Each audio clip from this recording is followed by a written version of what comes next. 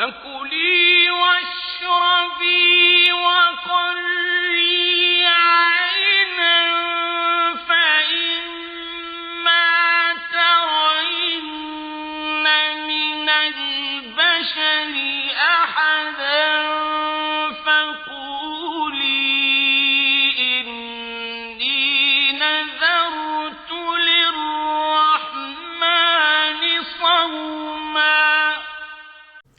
Hey everyone, Assalamu alaikum. Welcome to the Islamic Mary podcast. So in this episode, I wanted to give you a brief update of my book, which should be coming out in 2025. So I'm really excited that a work that I've been working on for a couple of years now is finally coming out. And I wanted to share a little bit about which press I chose, why I chose it, and also read a little excerpt of my book. I chose Fortress Press. And Fortress Press is a unique press within academia and the larger publication landscape. They are someone that focuses on education, academic, and ministry books. So they have this really fascinating line between confessional and the academic. A lot of their books are read by religious communities, whether people in churches or mosques. And also many of their books are used within the academy, whether that's in undergraduate classes or even graduate ones. They also have a nice relationship with seminaries, and many seminarians who teach there publish with Fortress Press. When you're looking for a press to publish, you always are looking for other books that are similar to what you're trying to put out into the world. So the first one that I read of Fortress Press was Fear of Islam. And this is from a colleague of mine, Todd Green, and he works on Islamophobia. And in this book, investigates the context of Western views of Islam and offers an introduction to the historical roots and contemporary anxiety regarding Islam within the Western world. So it's a really important book, more historical, and shows and talks about how Islamophobia has risen, how it's grown, developed, and manifests itself in the contemporary world. He actually published this book at the time of ISIS and the time of the Muslim ban. So there was a lot of interest in Islamophobia at the time. And of course, Islamophobia continues to be a challenge. Another book that drew my attention was Islam, What Non-Muslims Need to Know. And this was written by a colleague of mine, a co-author, John Kaltner. And he wrote this book a couple of years after 9/11. And after 9/11, there was this big interest in Islam, a lot of misunderstanding that led to war and violence, as I speak about in the first episode. And as he mentions, recent events have focused on Islam, the often misunderstood faith of 1 billion people. Westerners are showing a new curiosity about Islam and other religions, in part perhaps because religion is arguably the single most important and volatile factor in geopolitics today. Islam needs to be understood on its own terms, apart from extreme expressions, John Kaltner argues. And that's one of the things I really love about John, is that he's interested in scripture and text and how Islam as a religion manifests itself, independent of specific extreme or radical or even political expressions.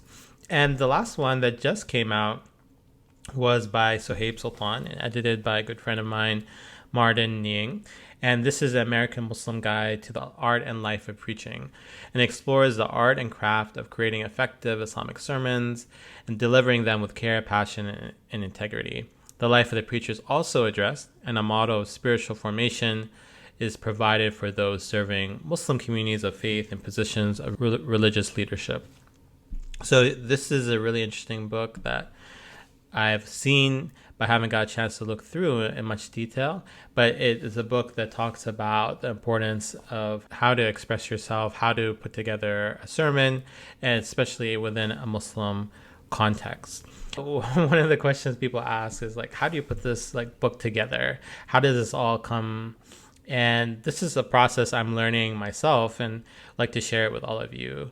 So I met with my editor at Fortress, and he wants me to submit an entire draft of the book. So I've been working the last couple of years on this. I have 6 chapters. One, Maryam in the Quran, Maryam in the prophetic tradition, the Hadith, Maryam in theology, Maryam in mysticism or Sufism, Maryam in art and film, and then Maryam in contemporary times. So each chapter is roughly the same length. And then once I finish this, revise it, I've sent it to some colleagues and friends, I'm going to submit it this fall to my editor.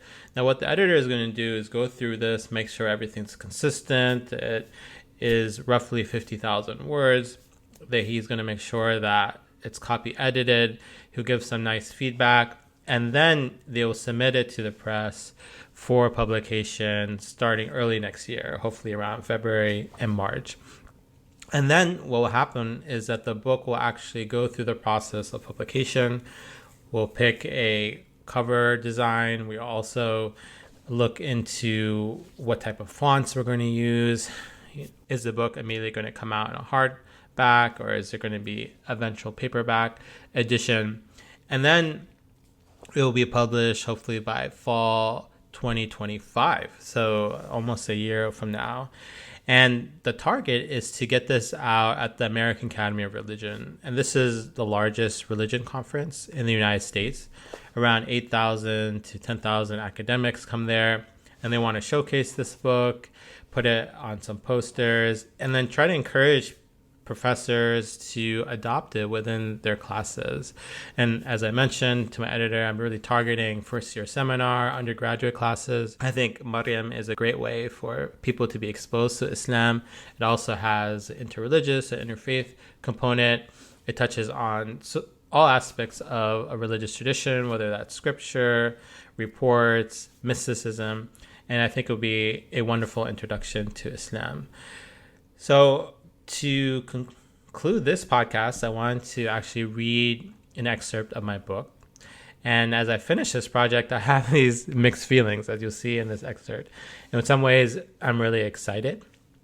I'm really excited because this is something I've been working on for several years now. But I'm also feeling a little sad and feeling a little trepidation. Sad that this project is coming to a close. And also a little scared. You don't know how people are going to react, and you don't know how people will look at your work and judge it and understand it within their worldviews and frameworks.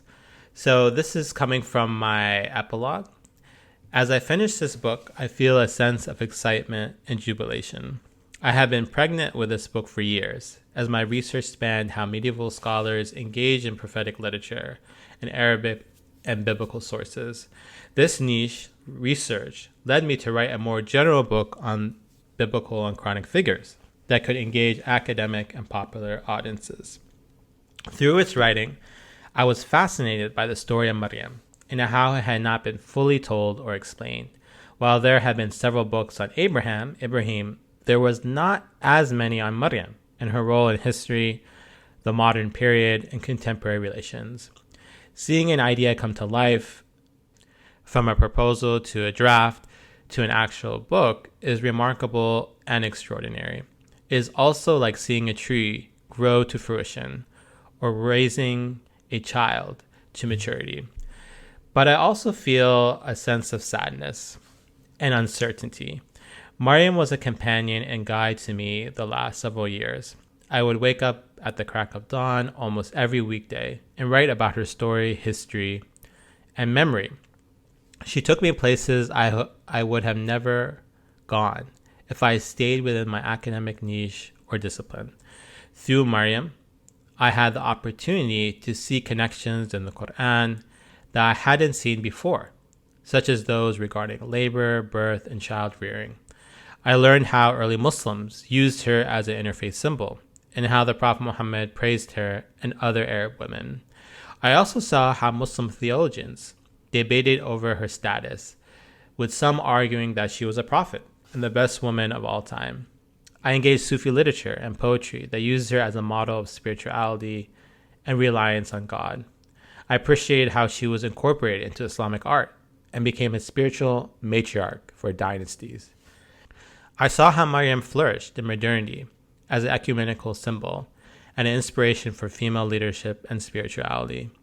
Now that this book is over, I am unsure what my mornings will look like and what I will research and write. I will miss Maryam's mentorship, friendship, and companionship. Nevertheless, her legacy will forever live within me, wherever I go and whatever I write. However, Maryam has opened new doors for me that I hope to walk through. She has led me to other historical Muslim female figures, such as Salama and Rabia al-Adawiyya. She has made me better appreciate shared biblical and Quranic figures, such as Abraham, Ibrahim, and Moses, Musa. She has led me to explore new concepts, such as love and interfaith relations. She has made me form new relationships and partnerships with nonprofit organizations, scholars, and community members. I don't know where these doors and opportunities will take me, but now I know I have Maryam to thank and appreciate. So this is coming from my epilogue of my book, my conclusion. And as I talk about, I have these mixed feelings. I'm really excited for this book to come out, for people to experience it, to see how it impacts their life and their spiritual journeys. And this is a book that, as I know, have been pregnant. So I've been thinking a lot about the terminology of pregnancy and labor, and how this is not only a female concept. As we'll see later, Rumi talks about the idea of pregnancy and how we're all pregnant with the divine light. And this idea of working, of something growing within you, and then you putting it out in the world has really motivated me. And it's an important book because Maryam has been neglected, in my opinion. A lot of times we focus on other figures like Moses or Abraham, but then we don't focus as much on female figures, and we don't focus as much on Maryam as a potential role model for us and someone who can build relationships and bridges between people of different religious faiths. But as I note, I'm sad, and Maryam has been a guide. And one of the things my publisher asked is, how are you going to encourage people to read this book of Maryam? And I think one of the things I'm going to stress and emphasize is this idea of guide, where all of us are on our own journeys. We're trying to go different places, whether that's with our families, our children, our partners, our loved ones, our spouses. And in that journey, we need inspiration. We are all the protagonists in our own stories.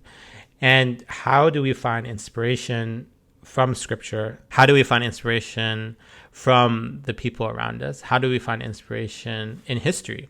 And I hope this book will be that for a lot of people, that they'll open up this book and they'll see themselves in Maryam, and they'll see ways that Maryam can influence them in how they can achieve the goals within their lives. And Maryam is someone that's taken me on this tour. Right?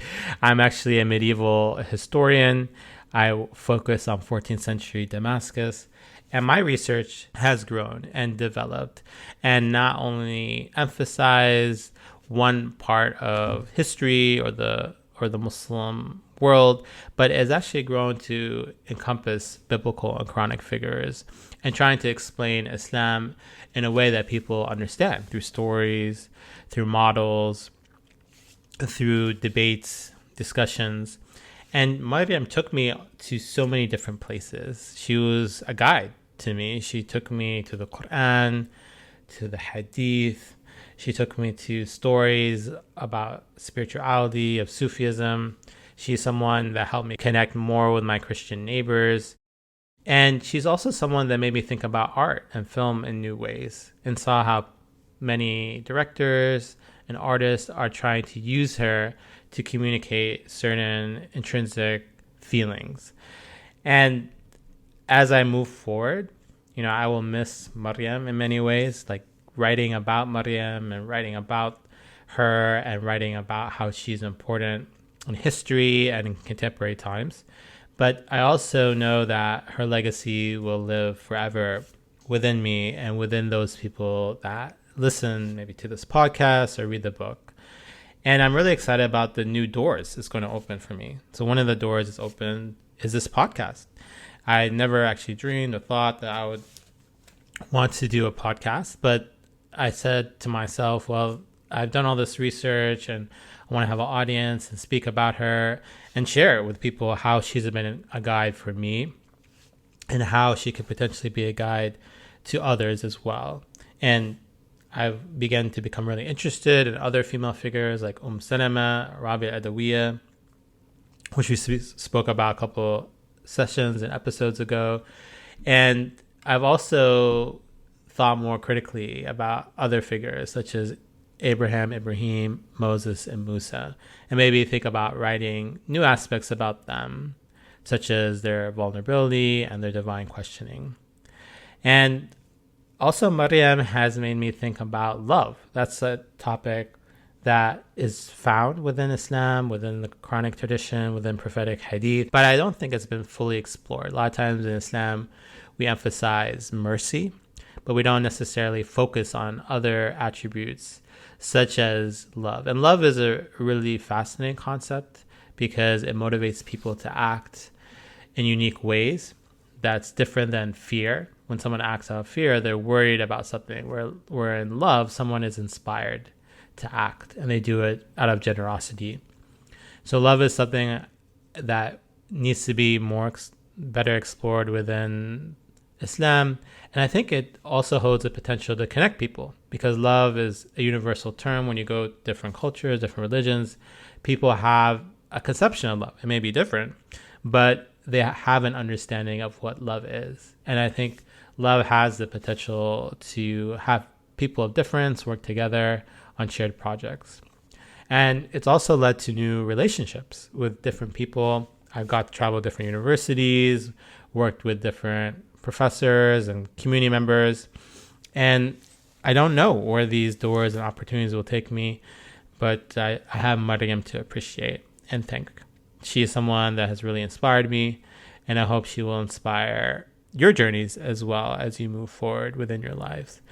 So to conclude, I want to thank you for listening to the Islamic Mary podcast. I want to encourage you to visit my website where you can learn more about my research and my blogs. I want to encourage you also to join my listserv. I'm going to be updating all of you on the publication of the Islamic Mary, hopefully in fall 2025.